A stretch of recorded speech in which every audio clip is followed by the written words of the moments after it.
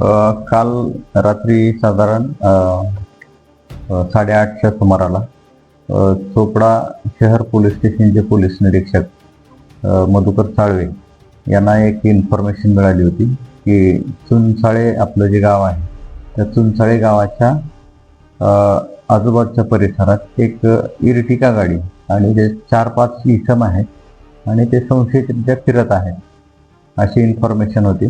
त्यांनी टीम तयार केली आणि जाऊन त्या गाडीचा शोध घेतला.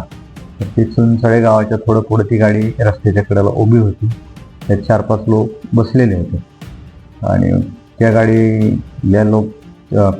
गाडीची तपासणी केली आणि त्या लोकांना पण विचारपूस केली. तर ते सगळे लोक नगर जिल्ह्यातले होते, वेगवेगळ्या ठिकाणचे होते. काही राहोरी, श्रीरामपूर, प्रॉपर नगर असे ह्या भागातले ते हे 4-5 लोक होते. त्यांना ताब्यात घेतलं, त्यांच्या गाडीची झडती घेतली. तर त्या गाडीमध्ये आम्हाला एक गावठी कट्टा मिळालेला आहे, एक जिवंत काडतूस मिळालेला आहे, त्या सगळ्यांचे मोबाईल फोन्स आहेत. ती गाडी आहे, इर्टिका गाडी आहे, मारुती इर्टिका, ही पण जप्त केलेली आहे. त्याचसोबत त्या गाडीमध्ये रस्सी, दोरी, स्क्रूड्रायव्हर, मिरची पूड अशा प्रकारचं साहित्य आहे. एकंदरीत जे काय आम्हाला साहित्य मिळालं त्याच्यावरून हे लोक कुठंतरी एखाद्या चांगल्या मोठ्या ठिकाणी दरोडा घालणं किंवा मोठी चोरी करणं या उद्देशानं फिरत असावे असा संशय बळावला आणि मग त्याला ताब्यात घेतलेला आहे आणि त्यांच्यावर दरोड्याची तयारी केली. बेकायदेशीर शस्त्र बाळगलं या कलमाखाली आम्ही गुन्हे दाखल केले आहे.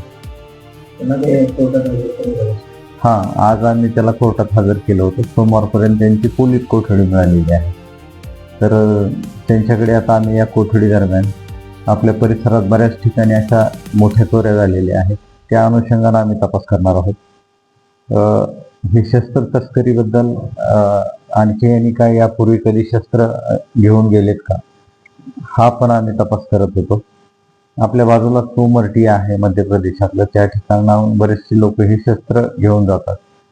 तिथल्या काही लोकांचा समावेश असण्याची शक्यता आहे असा आमचा संशय आहे. ही शक्यता आम्ही पडताळून पाहतो. या कारवाईमध्ये साधारण आता जो मुद्देमाल सांगितला मी तो साधारण गाडीसह किंमत त्याची 11,10,000 रुपये या किमतीचा हा सर्व मुद्देमाल आहे.